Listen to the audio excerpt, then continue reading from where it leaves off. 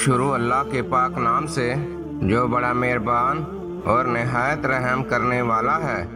ابو نصر السیاد نامی ایک شخص اپنی بیوی اور ایک بچے کے ساتھ غربت و افلاس کی زندگی بسر کر رہا تھا۔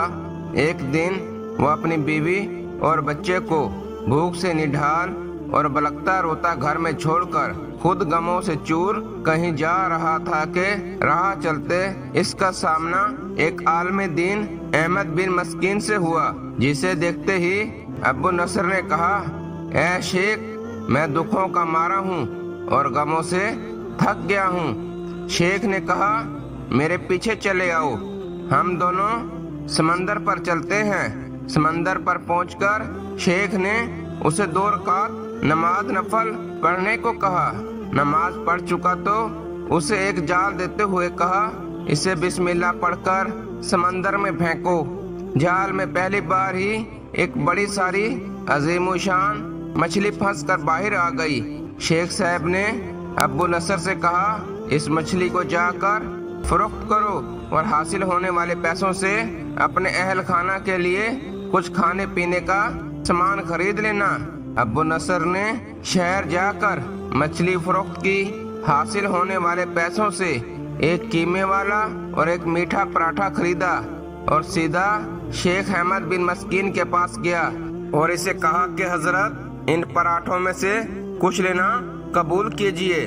شیخ صاحب نے کہا، اگر تم نے اپنے کھانے کے لیے جال پھینکا ہوتا تو کسی مچھلی نے نہیں پھنسنا تھا۔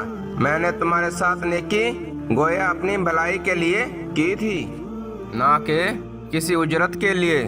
تم یہ پراٹھے لے کر جاؤ اور اپنے اہل خانہ کو کھلاؤ۔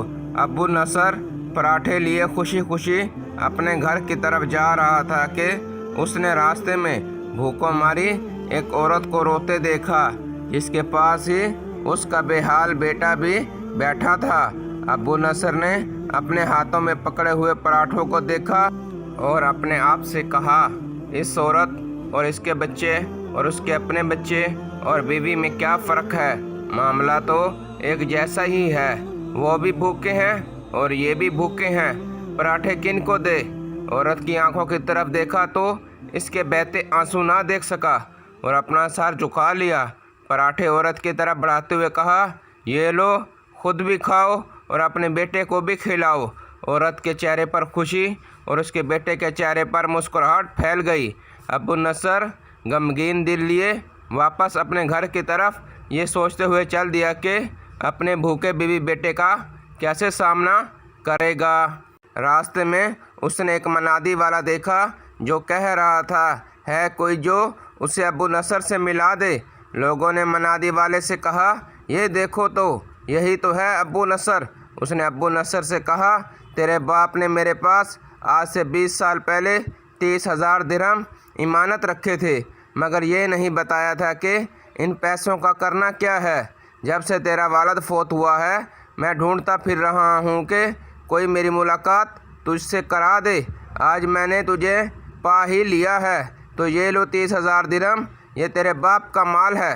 ابو نصر کہتا ہے، میں بیٹھے بٹھائے امیر ہو گیا، میرے کئی کئی گھر بنے اور میری تجارت پھیلتی چلی گئی۔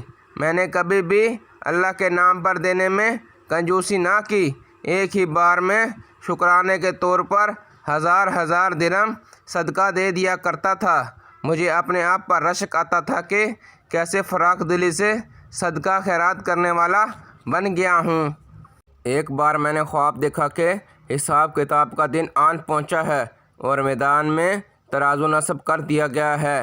منادی کرنے والے نے آواز دی، ابو نصر کو لایا جائے اور اس کے گناہ و ثواب تولے جائیں۔ کہتا ہے، پلڑے میں ایک طرف میری نیکیاں اور دوسری طرف میرے گناہ رکھے گئے تو گناہوں کا پلڑا بھاری تھا۔ میں نے پوچھا، آخر کہاں گئے ہیں میرے صدقات جو میں اللہ کی راہ میں دیتا رہا تھا؟ تولنے والوں نے میرے صدقات نیکیوں کے پلڑے میں رکھ دیے۔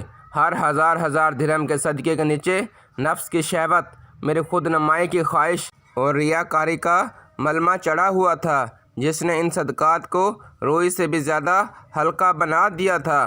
میرے گناہوں کا پلڑا ابھی بھی بھاری تھا۔ میں رو پڑا اور کہا، ہائے رے، میری نجات کیسے ہوگی؟ منادی والے نے میری بات کو سنا تو پھر پوچھا، ہے کوئی باقی اس کا عمل تو لے آؤ۔ میں نے سنا ایک فرشتہ کہہ رہا تھا، ہاں اس کے دیے ہوئے 2 پراٹھے ہیں جو ابھی تک میزان میں نہیں رکھے گئے۔ وہ 2 پراٹھے ترازو پر رکھے گئے تو نیکیوں کا پلڑا اٹھا ضرور، مگر ابھی نہ تو برابر تھا اور نہ ہی زیادہ۔ منادی کرنے والے نے پھر پوچھا، ہے کچھ اس کا اور کوئی عمل؟ فرشتے نے جواب دیا، ہاں اس کے لیے ابھی کچھ باقی ہے۔ منادی نے پوچھا، وہ کیا؟ کہا، اس عورت کے آنسو جسے اس نے اپنے 2 پراٹھے دیے تھے۔ عورت کے آنسو نیکیوں کے پلڑے میں ڈالے گئے جن کے پہاڑ جیسے وزن نے ترازو کے نیکیوں والے پلڑے کو گناہوں کے پلڑے کے برابر لا کھڑا کر دیا۔ ابو نصر کہتا ہے، میرا دل خوش ہوا کہ اب نجات ہو جائے گی۔ منادی نے پوچھا، ہے کوئی کچھ اور باقی عمل اس کا؟ فرشتے نے کہا، ہاں ابھی اس بچے کی مسکراہٹ کو پلڑے میں رکھنا باقی ہے جو پراٹھے لیتے ہوئے اس کے چہرے پر آئی تھی۔ مسکراہٹ کیا پلڑے میں رکھی گئی، نیکیوں والا پلڑا بھاری سے بھاری ہوتا چلا گیا۔ منادی کرنے والا بول اٹھا، یہ شخص نجات پا گیا۔ ابو نصر کہتا ہے، میری نیند سے آنکھ کھل گئی۔